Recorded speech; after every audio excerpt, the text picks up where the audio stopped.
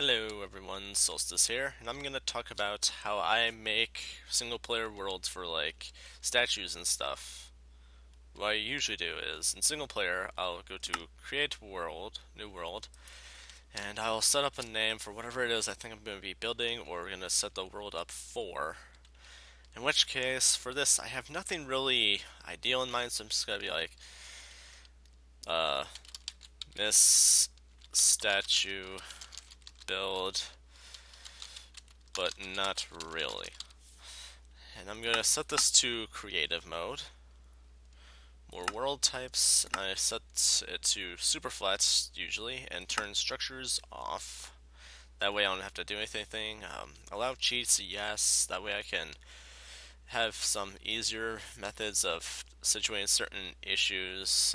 Make the time stay in one thing and fix weather whenever I want. Bonus chests don't need it. And now with that part set, we go to customize. And as you can see, our regular default super flat world will be grass block on top, 2 dirt thick, and 1 bedrock on bottom. It's like situating a sandwich. It's in order in this it's in order from bottom to top. Now, what I usually do is in these presets, I will go down to redstone ready. It'll have the same effects as it'll have similar effects to desert, in which it actually doesn't really get rain really.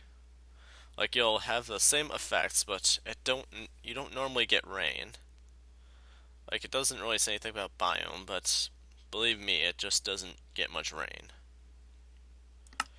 Or at least it hasn't really for me. And now I have 52 sandstone on top, 3 stone underneath that, and 1 bedrock underneath that. But you know what? I don't want sandstone to be my top and most seen thing. Like, what if I wanted wool? Okay, replace sandstone in this bit with wool. And we type press preset, use preset, and now we have 52 wool on top. But what if I want a different color? We go back to here. Right next to wool, we put colon and a data value. Like, say I want black. Let's put in 15. Use preset. Now we have black wool, 52 thick. As far as the eye can see, let's maybe. Let me think. What was 14? Was it red? Yes, it was. I don't remember these all from the top of my head, just the ones I'll most commonly use, just for your information. So if I get that's wrong or something, you'll know why. So yeah, for figuring out the data values, there's 2 ways you could do this. You could either have open up a world and you can either open up a world and have your data value damage values on when it comes to items and such. I'm pretty much done situating this. I'm just gonna generate this and explain the damage value thing more easier. Okay, let this load a bit. Let it generate my new world. Now this is a new world. Something I usually like to do first thing off the top, which probably isn't actually that necessary, but it's something I like to do at least. I like to set where I spawn first thing, put a block right underneath that. A glowstone block right underneath that. And then one of the first things I like to do is game rule do daylight cycle false. And now as you can see, the sun no longer moves. I set the time to 6,000 so it's noon. Okay, with the time set to 0, it's noon. And next thing I usually like to do just to make sure I don't forget which direction I spawn facing. I usually like to sort of set up a little arrow, which would also later in turn point at the build. This is a pixel art arrow design I came up with on my own. It just sort of came to, I was just thinking, how could I make it more point and such, and I was like, well, I guess I could probably like do a little math for this, like 2 down this way and 1 down at a time that way. And then of course a little arrow line. So yeah, there was that. Other things I like to do is game rule, do mob spawning false. That way, if it magically does become dark enough for something, mobs don't spawn, and that saves me a lot of trouble. It's quite nicer that way, and keeps things cleaner and less laggy. And then I like to go out a decent ways, and I like to place one glowstone block in a straight line from there in some decent ways, and people know I'll know that's more aligned with that, and allows me to be more organized. Damn you, Skype. Hang on a sec. Make sure it doesn't become a issue now. Okay. Back to this.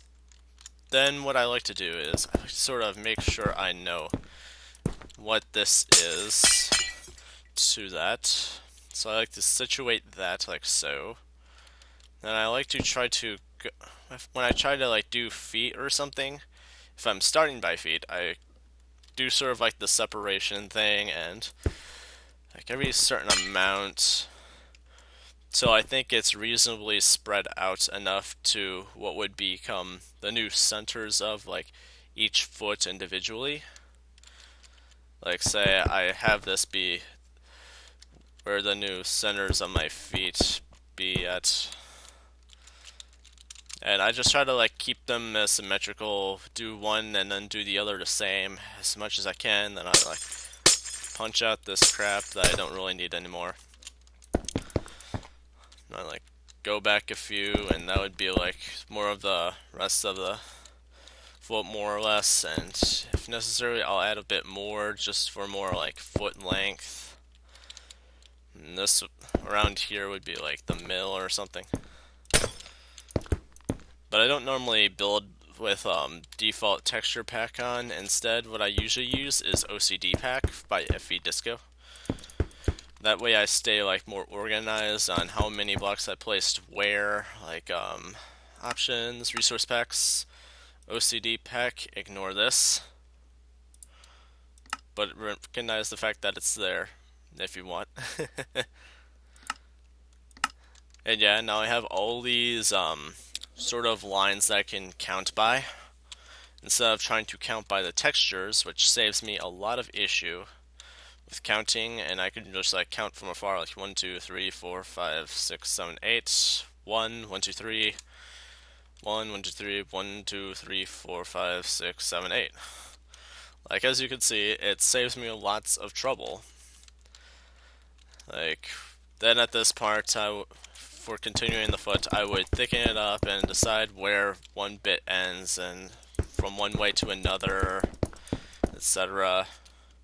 And try to make it more foot-like. Like, I'll try stuff like this on one side and a little more outward on another to a certain area. Something like that, and yeah, I think you got somewhat of the picture. And now I'm going to cut to another bit where I'm going to start a more, not exactly from the foot kind of statue build. Okay, now here is where I'm going to get to a more of like a from the torso up kind of build. Or like maybe like from hip up, I guess.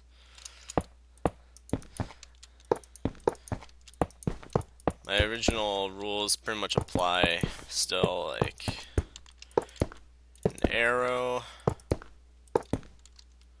to keep tabs on like a direction I was started facing as I spawned. This is where I spawned at. Game rule, do daylight cycle false. Do mob spawning false. Let me think. You know what? Just for the heck of it. Oops.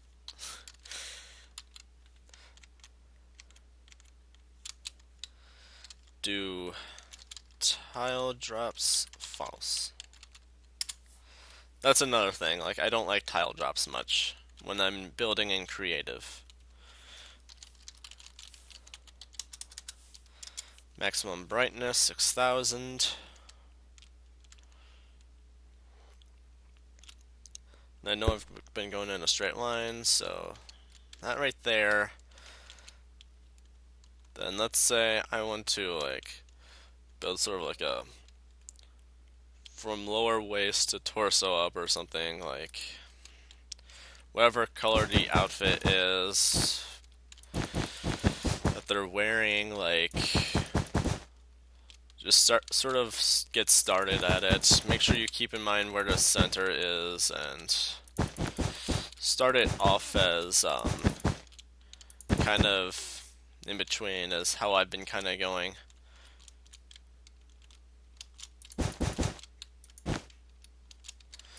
Then I would like kind of go in both directions from the center the same. Then later on, I will carve it up a bit once it like gets like thicker, like more like this all around. And just sort of like carve it into like the shapes I so desire. It'll be completely like thick and so yeah. That is basically how I'll start at making this kind of stuff. I try to keep in mind everything. I try to keep everything organized as I start, and then situate it as I go.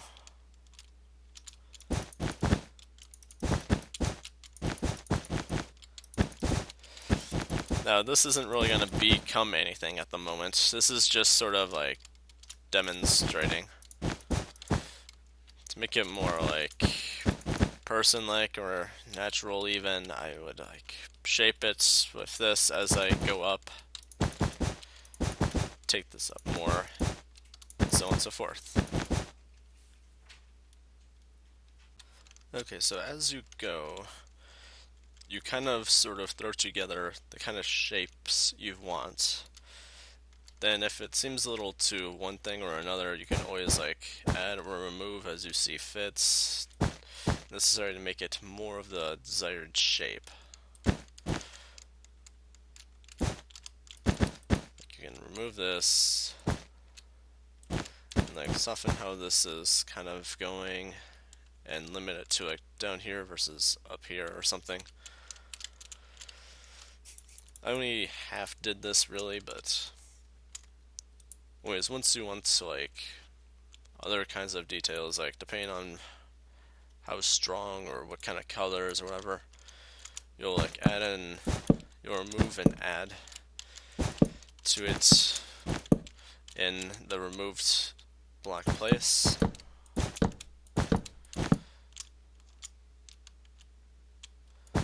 Like say this was like a orange sweatshirt or something. This could be like where the pockets are, and it would be rather thin compared to the rest of this, so the pockets aren't exactly full.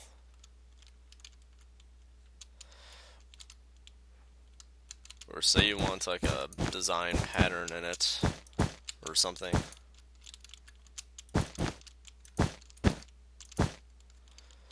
Like it can be done It just takes a little extra time to do and situate.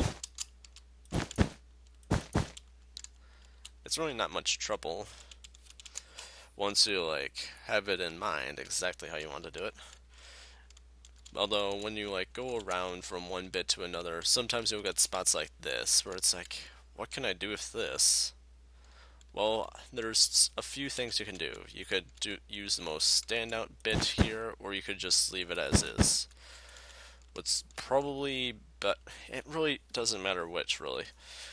But if you're gonna like have issues like this, you might want to just like leave them be and just like go around with like the other side and then kind of get an idea. And it'll be like, well, this will probably go better with this, or vice versa.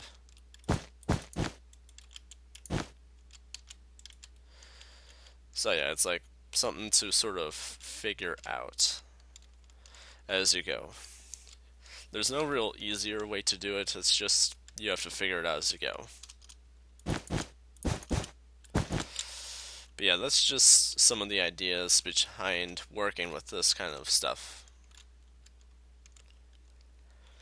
So yeah, I hope this sparks some creativity, some imagination toward doing stuff like this.